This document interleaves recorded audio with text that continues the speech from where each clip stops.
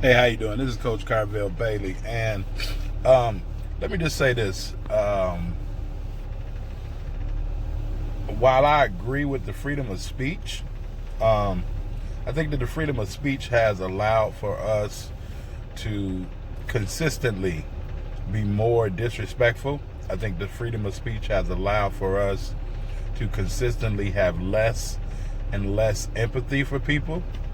I think the freedom of speech has allowed for us to really live out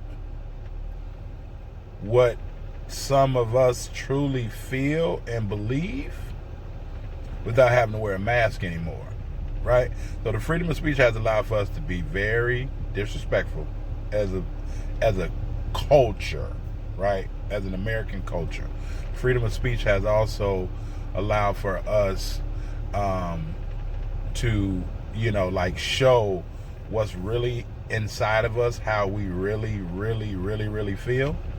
And then again, the freedom of speech has allowed for us to have less and less empathy.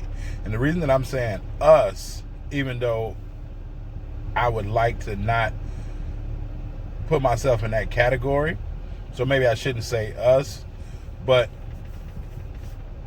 as a collective unit, as a country, as a collective unit, we are falling way, way behind. We are falling way, way behind from where we once were, right? Life is about evolution. Life is about improving, constantly evolving and constantly improving. But that doesn't mean now that, you look and say, oh, well, I can do this. I have the right to do this. I have the right to do this. My dad told me a long time ago, just because you have the right does not make it right. Just because you have the right does not make it right. And so I'm pledging and I'm petitioning when sports does start back, and even for the ones that are playing sports right now, for tournament directors, for officials, for umpires, for coaches, right? We need to, I'm not saying muzzle freedom of speech, I'm not, but I'm saying that we need to hold people accountable for the things that they say. Does that make sense?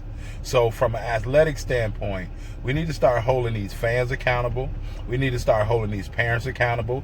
We need to start holding these coaches accountable. We need to start holding these athletes accountable for the things that they say, the things that they let come out of their mouth, and we need to correct them. See, holding them accountable does not always mean something punitive. It could just mean something corrective.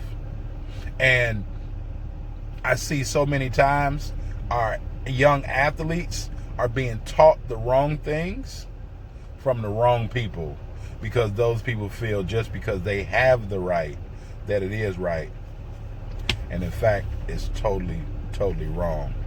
And that's why our athletics, as well as our structural society, is going downhill. All right, so I just wanted to get on here real quick and send this message, because it's way, way out of hand.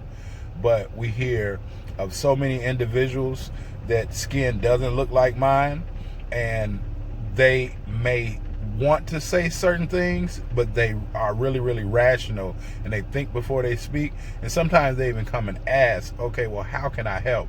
But then we have others that feel as though, well, they deserved it, or this was supposed to happen to them because they didn't do X, Y, Z. And that's just having no empathy. That's just, speaking because you want to be heard, as opposed to speaking, because you really, really have something to say. So I just wanted to say that, like we can start to change this culture through athletics, right? We can start to change this culture through athletics by teaching our athletes how to be accountable, how to be responsible, how to be respectful, how to be rational.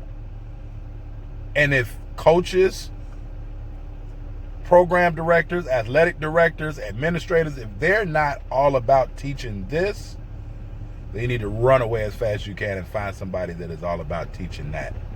Not only for your young athlete, for your young student athlete, but for your child and for yourself as well. So I just want to say that today, right? I just want to get this off my chest, because we have to start holding people accountable for their words, right? Because words, and we was always told, sticks and stones may break your bones, but names will never hurt you, right? Words will never hurt you. Well, words can hurt, even though we may not respond, but it's allowing for us to be desensitized and have a lower level of empathy for other people and what they're going through. And as a collective team, we can never win that way. So I hope this makes sense to you all today. It's Coach Carvel Bailey.